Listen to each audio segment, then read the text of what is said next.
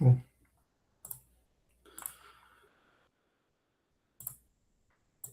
Tá todo mundo vendo aí o slide?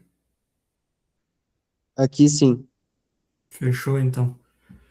Então, boa tarde, pessoal. Tudo bem? Então, eu sou o Guilherme, eu serei o professor de vocês nessa cadeira de análise fundamentalista. Uma cadeira, assim, que é importante, né, para vocês que querem seguir na área de mercado financeiro. Como eu comentei, né, antes para vocês, é a minha primeira aula. Eu nunca pensei na minha vida que ia acabar dando aula, mas eu acabei entrando, né, na liga com esse objetivo, né, aprender mais e a gente aprende também dando aula, né, sobre o assunto. Por ser minha primeira aula, talvez eu cometa alguns erros, mas eu sou uma pessoa bem flexível, então se vocês tiverem alguma sugestão, dúvida, podem falar no meio da aula, ou eu também respondo no privado lá no grupo. E caso eu tenha uma pergunta que eu não consiga responder, daí eu vou atrás e respondo nas próximas aulas. Mas pode deixar que essa é a primeira vez, mas as próximas vezes eu vou melhorando e sempre, né, trazer esse conteúdo importante que vocês aprendam, né? Que não seja um conteúdo chato, maçante para vocês, mas sim um conteúdo aproveitoso. Então, vamos começar. Bom, aqui é o plano de ensino. Nós vamos ter ao total 10 aulas, 7 aulas teóricas e mais 3 trabalhos. Hoje é a nossa primeira aula, né? Então ela vai ser uma parte mais introdutória, mais tranquila. Depois a nossa próxima aula vai ser uma análise macro, onde nós vamos ver os fatores, né, externos que afetam a nossa economia, como a taxa Selic, o câmbio, commodities, como o petróleo, entre outros fatores. Depois, a gente vai fazer a análise setorial da empresa, o setor que a empresa atua, né, quais são as perspectivas desse setor no futuro. E depois nós vamos fazer uma análise micro, né, analisar a estrutura da empresa, quem que governa ela, os diretores, suas perspectivas também a longo prazo. E aí, depois de tudo isso, nós vamos fazer a nossa apresentação do trabalho qualitativo. O Wesley, nosso diretor, né, de formação, ele me comentou que seria necessário ao menos fazer 3 aulas presenciais na aula da Liga. Eu tinha pensado em fazer essas 2 apresentações dos trabalhos lá na sala e mais uma aula, mas aí eu vou comunicando a vocês e aí eu falo com uma certa antecedência. Depois desse trabalho, nós vamos ter uma outra aula, que aí são os demonstrativos financeiros, balanço patrimonial, demonstrativo resultado de exercício e demonstrativo do fluxo de caixa. Basicamente, a gente vai ver os números, né, da empresa, a saúde financeira dessa companhia. E depois nós vamos ter um assunto bem importante da análise fundamentalista, que são os seus indicadores, rentabilidade, endividamento, eficiência, valuation. O que a gente vai ver? A gente vai ver a margem líquida, o ROI, o P sobre VP, o PL, entre outros. Depois nós vamos ter a apresentação do outro trabalho quantitativo, e aqui eu vou ter uma aula prática, só que eu ainda estou vendo se eu vou fazer uma aula prática ou talvez eu vou fazer uma outra aula mais teórica. E por último, o nosso trabalho final. Essa parte do qualitativo e quantitativo eu vou explicar para vocês ao longo da aula de hoje o que é, aí vocês vão já compreender. Então, a gente vai ter 10 aulas, com o começo de hoje, né, dia 15 de abril, e para irmos até a primeira, eu não sei se é a primeira ou segunda semana, mas acho que é a primeira semana de julho, é um pouco antes de, da, das férias, né, do semestre, acho que o semestre termina dia 10, então nós vamos até o dia 8, que é um pouco antes do fim, né, do semestre. Se eu tiver que alterar alguma coisa das aulas ou das datas, vocês serão comunicados com uma certa antecedência. Alguém ficou com alguma dúvida? Posso tocar? Tudo certo? Estão me ouvindo, né, gurizada? Tudo bem? Tudo certo. Ah, tá. Fechou, então. Aí depois eu vou mandar esses slides lá no grupo, aí vocês vão acompanhando também. Bom, então, o objetivo, né, o objetivo, né, do nosso curso é oferecer uma visão abrangente da análise fundamentalista aplicada às empresas de capital aberto e preparar vocês para a última disciplina da liga. Antes, né, de vocês chegarem aqui em análise fundamentalista, vocês passaram na introdução, né, da parte de certificações da Ambima. Depois vocês fazem análise fundamentalista e, caso vocês são aprovados, vocês fazem a última parte, que é de valuation. Também para preparar vocês para participar nos challenges aqui da Liga. Então, os nossos métodos de avaliação vai ser uma apresentação do trabalho qualitativo, depois uma outra apresentação do trabalho quantitativo e, por último, o relatório final, que vai juntar o qualitativo e o quantitativo. Então, que nem eu expliquei para vocês, o nosso objetivo é analisar, fazer uma análise fundamentalista sobre empresas, né, que atuam no mercado de capital aberto. O que isso significa? Nós vamos concentrar, então, na renda variável. Basicamente, a gente tem dois tipos de investimentos, renda fixa e conhecidos, né, e renda fixa e renda variável. A renda fixa, ela funciona assim, mais ou menos tu sabe, tu já sabe as normas de aplicação e a taxa de remuneração que tu vai ter. Então, tu já sabe, tipo, que tu vai aplicar e quando tu resgatar, tu já sabe mais ou menos o valor fixo que tu vai resgatar após tua aplicação. Já que a renda variável é diferente, como diz pelo próprio nome, é variável. Então, tu pode ter uma rentabilidade lucrativa ou até mesmo ter um prejuízo. Um exemplo, eu tenho R$100 e eu vou investir num título de renda fixa, que me rende 1% ao mês. Então, eu sei que quando eu aplicar R$100, eu vou resgatar 101, porque aumentou 1% do valor que eu apliquei. Agora, a renda variável é diferente. Se eu aplicar R$100, daqui a um mês eu posso ter tanto 90, 100, R$105. Então, depende do que tu está investindo. Às vezes a renda variável, por ela ser uma aplicabilidade menos segura, né, que a renda fixa, ela tem um retorno maior. Mas aí ela tem um retorno maior, claro, se tu investir em empresas boas, né, montar uma carteira sólida. Isso a gente consegue montando, fazendo certos estudos e análises. E aí, participando dessas empresas de capital aberto, tu consegue observar e crescer junto com essa companhia, receber os dividendos, caso ela obtenha lucros, e, principalmente, a maioria dos pessoal que participa, né, na Bolsa de Valores é proteger contra a inflação no longo prazo.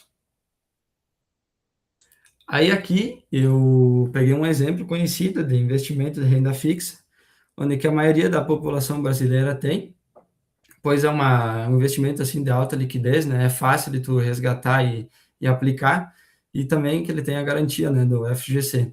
Só que a poupança ela tem um problema, que a rentabilidade dela é muito baixa. E geralmente ela acaba perdendo o PPCA. O caso aqui que eu peguei, que aconteceu nesse dia aqui do 23/4/2020, onde que a poupança rendia 2,62% ao ano e o IPCA rendia 3,3% ao ano. O que isso quer dizer? Se eu aplicava R$10.000 na poupança, daqui a um ano eu ia tirar 2,62% a mais, então 10,262. Já a inflação, 10 mil, daqui a um ano ia ter 3,3% a mais, então ia ser 10.330, fazendo a diferença de ambos, eu estaria com prejuízo de menos R$68. Ou seja, cada vez que tu vai, por exemplo, participando da poupança, a poupança vai perdendo para a inflação, vai criando uma bola de neve, e essa bola de neve tu vai perdendo o teu poder de compra, e cada vez que tu perde o teu poder de compra, o teu dinheiro vai valendo cada menos. Então, às vezes a renda variável é bom para isso. Tu conseguindo montar uma carteira de investimento com empresas sólidas, boas, tu consegue tranquilo bater, né, o índice de inflação. Aí aqui, dentro já da estrutura do mercado de ações, nós temos a sociedade anônima. É uma sociedade com fins lucrativos, cujo capital é dividido em ações. Essa sociedade precisa de recursos para se organizar, estruturar e crescer. Isso é providenciado pelos sócios dessa empresa por meio de ações. Vou fazer um exemplo para vocês entenderem melhor. Basicamente, a gente tem o quê? Nós temos uma empresa. Essa empresa ela tem o objetivo de expandir a sua marca. Ou seja, talvez construir uma nova fábrica, investir em transporte e logística, maquinário, equipamentos. E como ela pode fazer isso, precisando de dinheiro? Ela pode, por exemplo, pegar empréstimos no banco, só que como o nosso juro é alto, às vezes não compensa, porque depois tu vai pagar um grande valor para essa instituição bancária, ou tu pode fazer empresas que participam da Bolsa de Valores. Por exemplo, eu tenho o Banco Santander. O Santander, ele necessita captar 10 bilhões de reais. Esse valor X que ele necessita captar, a gente chama de capital social. E ele pega esse capital social e divide em várias partes fracionadas. Por exemplo, os papelzinhos. Essas partes fracionadas a gente chama de ações. Essas ações, elas são negociadas na Bolsa de Valores, onde que é conhecido hoje como o nosso Ibovespa. E aí, qualquer pessoa, ela pode adquirir, pessoa física, ela pode adquirir e se tornar sócio dessa empresa. E então, a pessoa acaba ajudando a empresa a captar esses recursos, aí a pessoa, ela se torna sócia, né, dessa empresa, a empresa capta esse recurso e aí ela vai se reinvestindo nela e assim ela vai crescendo, tendo os lucros e como tu é sócio e participa nessa empresa, tu acaba também ganhando dinheiro. Então, um ajuda o outro. E isso forma a sociedade anônima, que é o que? É um conjunto de investidores anônimos. Por exemplo, eu invisto na Petrobras e o Gabriel investe na Petrobras também. Só que eu não sei que o Gabriel é sócio da Petrobras e o Gabriel também não sabe que eu sou sócio. Então é tudo anônimo, né? Ninguém sabe quem é quem. Mas a gente tem dois tipos de sociedades. A que eu expliquei agora é aberta, que a empresa ela está no mercado da Bolsa de Valores. Ou seja, então, o seu Zé ou Dona Maria, qualquer pessoa, ela pode se cadastrar numa corretora e se tornar sócia dessa empresa, comprar as ações dessa empresa. Ou nós temos uma outra sociedade anônima, que ela é fechada. Ou seja, não é qualquer pessoa que consegue comprar, ela não está na Bolsa de Valores. Aí cabe a pessoa ela entrar em contato com o proprietário dessas ações e tentar negociar, né? E ver se ele vai querer vender para ti ou não. Então, aqui as ações, que nem eu expliquei, né, é a parte fracionada do capital social e ela está presente na Bolsa de Valores. A gente tem as principais conhecidas, quando vocês vão, por exemplo, investigar um ativo, olhar quanto que ele está, geralmente a gente vê números, né, do lado das siglas. E os mais conhecidos são o 3, o 4 e o 11. O que tem o número 3 são ações ordinárias. Basicamente, essas ações elas te dão preferência quando tem voto em assembleias. O que são essas assembleias? As assembleias, é obrigatório acontecer pelo menos uma vez por ano, onde que elas vão basicamente planejar, né, quem que vai ser os diretores que vão cuidar desse ativo, os dividendos que eles vão dar, entre outros fatores, né, o que eles podem mexer e configurar em relação ao ativo. E é uma relação, né, de proporcionalidade, ou seja, quanto mais ações ordinárias tu compra, maior participação tu tem nessas assembleias.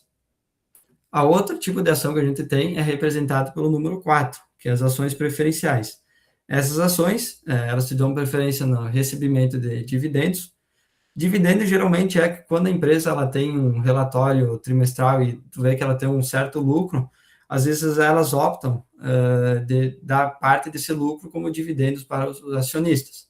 Então essas ações funcionam assim, se tu tem bastante participação nas ações preferenciais, tu tem maior, né, ganho de dividendos. Além do mais, também tu tem preferência na hora do reembolso, caso essa companhia entre em falência. E por último, representado pela sigla 11, nós temos ações UNITs. Como diz pelo próprio nome, UNITs, ele vai unir as ações ordinárias e preferenciais. Basicamente, se eu não me engano, a maioria das ações UNITs, elas compõem uma ação UNIT, ela tem 4 ações preferenciais e mais uma ordinária. Então, basicamente, são essas ações. Tudo certo, pessoal? Alguma dúvida? Bom, então vamos tocando. Então, agora a gente chegou, depois que eu fiz essa certa contextualização, a gente chegou onde que a gente vai aprofundar os nossos estudos mesmo no curso. Lembra que eu falei para vocês que, em relação à renda variável, geralmente ela sempre é melhor porque ela rende mais que a renda fixa. Só que ela rende mais se tu faz certos estudos, análises corretas, e pega empresas sólidas, né, empresas boas. Esse tipo de análise e estudo, principalmente a longo prazo, a gente conhece como análise fundamentalista. Ou seja, a gente vai investigar o preço justo de um ativo, concentrando-se em fatores que afetam o negócio de uma empresa e suas perspectivas a longo prazo. E a análise fundamentalista ela é dividida em dois fatores, os quantitativos e os qualitativos. Daí, então, os fundamentos quantitativos, a gente vai ver a quantidade, ela é expressa principalmente em números. Então, a gente vai, os demonstrativos financeiros, que a gente vai ver em planilhas, por exemplo, Excel, e a gente vê o fluxo de caixa da empresa, o demonstrativo de resultado, balanço patrimonial, pagamento de dividendos, isso aí é os índices, né, fundamentalistas, endividamento, valuation, eficiência e entre outros. E o outro lado são os fundamentos qualitativos, onde a gente vai ver a qualidade dessa empresa. Então, primeiro nós vamos ver o setor que ela atua, se esse setor ele tem uma boa perspectiva em relação ao mercado, ao seu futuro, dentro da empresa, quem que são as pessoas que governam, quem são seus concorrentes, suas estratégias de longo prazo. Então, isso basicamente é os fundamentos qualitativos. Então, qualitativo, a gente vai ver a qualidade da empresa, e os quantitativos, nós vamos ver em relação aos números dessa companhia. Então, isso aí vai ser o trabalho de vocês. Eu vou começar, né, com os fundamentos qualitativos, aí vocês vão apresentar um trabalho, depois eu vou entrar no conceito dos quantitativos, aí vocês apresentam mais outro trabalho, e depois o relatório final é a soma dos dois fundamentos. E aí, qual que é a importância da análise fundamentalista? A primeira é decisões conscientes evitam perdas por impulso. O que isso quer dizer? Vamos supor que eu sou novo no mercado financeiro, acabei entrando há pouco, e eu tenho um grupo de amigos que também são iniciantes, e a gente vai se reunir num bar, e a gente começa a conversar, e um amigo meu, ele dá uma ideia, por que a gente não investe na Magazine Luiza? É uma empresa conhecida, o valor da ação dela está muito baixo, então, quer dizer, é uma grande oportunidade. É uma empresa que a minha família toda compra produtos dela, ela está sempre em anúncios do YouTube, plataformas de streaming, na rede de televisão. Ou seja, vocês vão ouvir isso aí, eu vou ouvir isso aí e já vou direto investir nessa empresa, de acordo com o meu amigo falou. Mas o problema é que tu vai pegar o ativo dessa empresa e tu vai pegar ela num valor tão baixo assim, às vezes tu não sabe por que o valor está tão baixo assim. Por exemplo, a Magazine Luiza é do setor de varejo. A taxa Selic está num valor muito alto. Ou seja, o juro está muito alto, as pessoas não conseguem comprar, está tudo mais caro, as pessoas não conseguem comprar, a Magazine Luiza não consegue vender, ela não consegue ter lucro, aí ela entra em dívida, um monte de gente começa a tirar dinheiro dessa companhia por ter uma falta de confiança, né, com o longo prazo da empresa. Então, esses os problemas, né? Se tu não faz uma certa análise fundamentalista, tu já ia pegar um ativo muito ruim para ti. Então, por isso que é importante. A análise fundamentalista, o que ela faz? Ela te dá um pensamento racional. Ou seja, se qualquer pessoa te falar, investe nessa empresa, investe naquela empresa, primeiro tu não vai de cabeça já investir, tu já vai pensar por que ela está esse valor, o que ela faz, que setor que ela atua, quais são os critérios dela. Então é isso, a análise fundamentalista te traz um filtro racional, né? Entendendo perfeitamente o que as empresas fazem. Depois, ela vai atuar como escudo. Por exemplo, vamos pensar num fator extremo que pode afetar a economia global, a pandemia. A pandemia derrubou a bolsa e todos os ativos praticamente, né? Tudo ativos bons e ruins, né? Derrubou tudo. Aí, por exemplo, vamos fingir que tu fez uma análise fundamentalista da VEG e a VEG acabou caindo, né? Bastante o valor do seu ativo. Mas tu sabe que às vezes isso acontece por causa de um fator extremo, né? Que acabou afetando todo mundo, como a pandemia. E aí o que a pessoa fica tranquila, porque ela sabe que ela fez a análise fundamentalista, ela sabe que logo a economia vai começar a melhorar aos poucos, é uma empresa boa, então ela vai se estabilizar novamente, e aí ela pode voltar à média que tu acabou comprando ou até a mais, atingindo até um valor patrimonial a mais do que ela tem. Também a gente tem empresas, por exemplo, tu vai investir numa empresa e ela está num valor muito alto do que o normal, aí tu também já sabe quando é a hora de vender. Então, basicamente é isso. Tu fazendo também análise fundamentalista, tu fica seguro em relação às ações que tu acabou investindo. E aí tudo isso que eu falei é para pensar no longo prazo. Então, análise fundamentalista é isso, é para tu construir um patrimônio, tu montar uma carteira de investimentos, acumular dinheiro com o tempo, para principalmente não perder, né, para a inflação. Tudo isso construindo com empresas sólidas que vão te garantir, né, um bom retorno financeiro. Aí aqui é um gráfico que eu acabei pegando, ele pode se relacionar tanto ao começo da tua carteira, como o início das empresas, né, no mercado financeiro. Então, o surgimento sempre não é fácil, é arriscado, não é estável. Depois, com o tempo, que chega até uma certa estabilidade, tu começa a ter um crescimento, cresce, cresce, cresce, aí tu começa já a moderar teu crescimento, e aí tu começa, que nem as empresas, elas começam a distribuir dividendos, ou em relação à tua carteira, tu começa também a receber esses dividendos, e assim tu quase acaba tendo um salário, né? Um salário bom por mês. Então é isso. O começo nunca é fácil, mas reinvestindo e estudando com as empresas certas, tu chega claro, pensamento longo prazo, tu chega depois com uma bela carteira de investimentos. Daí a gente tem outro tipo de análise, análise técnica. Esse tipo de análise eu não consigo entender muito, porque é uma análise bem profunda, ela é meio complicada, porque ela é basicamente uma análise técnica, onde que tu vai prever, né, o valor dos ativos no futuro. Então, basicamente, quem faz esse tipo de análise são as pessoas que trabalham com day trade. E quem trabalha com day trade tem que ter bastante tempo, tem que toda hora estudar o mercado, ver a economia. Por exemplo, a pessoa que participa desse day trade e vê que estava dando a guerra, né, entre os Estados Unidos, Israel e Irã, e cada hora o petróleo subia, tu tem que estar sempre ligado, né? Porque aí alguma hora teu ativo tu vai vender, ele sobe um pouco, tu já vende. Então, é um tipo de análise que não é muito fácil, mas ela é assim. Nós temos a análise técnica, que é tu analisa um gráfico, aí tu vai prever, né, o valor do ativo no futuro, e é uma análise que tu utiliza no curto prazo. Já o que nós vamos trabalhar, que é a análise fundamentalista, nós vamos analisar a estrutura da empresa e é uma análise de longo prazo. Então, essa que é a principal diferença entre as duas. Já finalizando, concluindo, então, basicamente é isso que nós vamos trabalhar.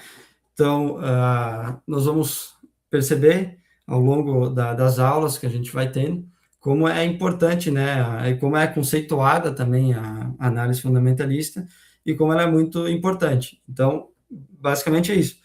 A gente vai estudar e depois que vocês terminarem o curso, vocês já sabem que quando alguém recomendar algum ativo para vocês já vão pensar antes de investir, já vão fazer uma certa análise. Caso vocês fazem a análise da empresa corretamente, vocês já estão seguros, vocês sabem que essa empresa não vai ter certos problemas no futuro. Então, basicamente é isso. Nós vamos, então, nos aprofundar e fazer, né, estudar sobre a análise fundamentalista, né, vendo as direções da empresa, a qualidade da empresa, como os números que essa empresa tira, como o seu balanço patrimonial e outros indicadores fundamentalistas.